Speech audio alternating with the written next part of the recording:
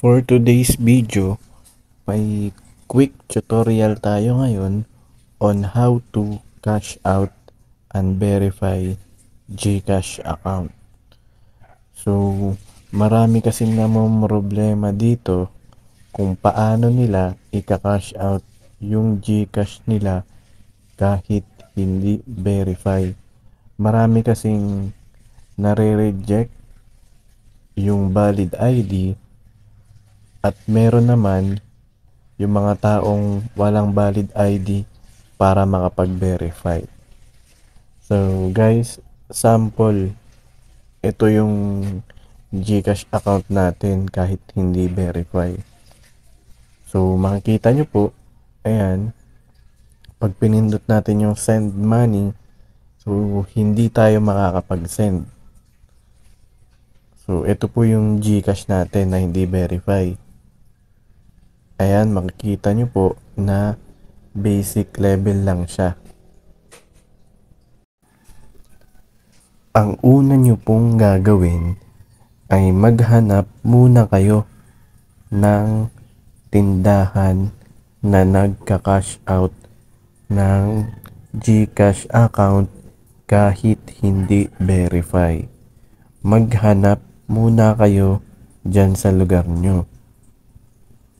At kung wala naman kayong makita na tindahan sa lugar nyo na nagka-cash out ng GCash account kahit hindi verify, pwede nyo po akong i-message dyan sa Facebook account ko. Nandyan po sa baba ng comment section yung link ng Facebook account ko. Message nyo po ako dyan sa Facebook at tutulungan ko kayong i-cash out yung laman ng GCash account nyo na hindi verify. At pwede rin po kayong pumunta dito sa tindahan namin.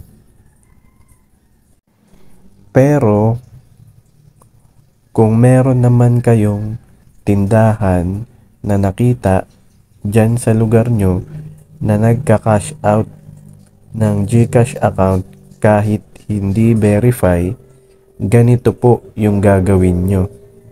So, ito po yung tutorial.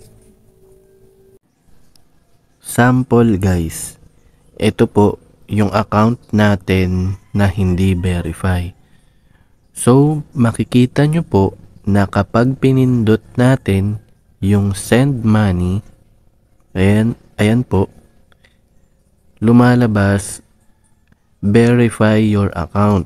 So, hindi po verify yung account natin. Ang gagawin nyo po para ma-cash out yung laman ng GCash account nyo na hindi verify, sample dito sa tindahan namin. Ika-cash out ko po yung laman ng GCash account ko. Makikita nyo po, ayan, sa available balance, meron akong 2 pesos. Sample, gusto kong ipa-cash out yung piso. Ang gagawin nyo po, pindutin nyo po itong QR, ayan po, sa may pinakababa ng GCash apps, katabi ng inbox tsaka home, ayan pong QR, yang bilog. Pindutin nyo po yan, then itapat nyo po yung QR code ng tindahan na nagka-cash out ng GCash account na hindi verify. So sample guys, ito, i-upload ko po yung QR code ng tindahan namin.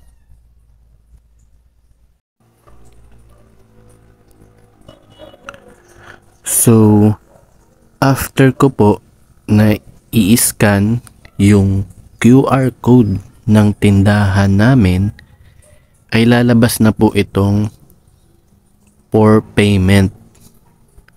So guys, kanina meron akong 2 pesos balance. So, gusto ko pong i-cash out yung piso. So, ilalagay ko po yung amount kung magkano yung ika-cash out ko. Sample, piso. Then, next. So, ayan guys. Lalabas. Ayan po yung balance ko. Meron akong 2 pesos available balance. So, gusto kong magpa-cash out ng piso. So, pipindutin ko lang po itong sa baba, yung pay. Then, ayan na guys. Nandun na sa tindahan yung ika-cash out ko. So, pwede nyo na pong kunin sa tindahan yung pinaka-cash out nyo. Ipakita nyo lang po itong resibo for reference.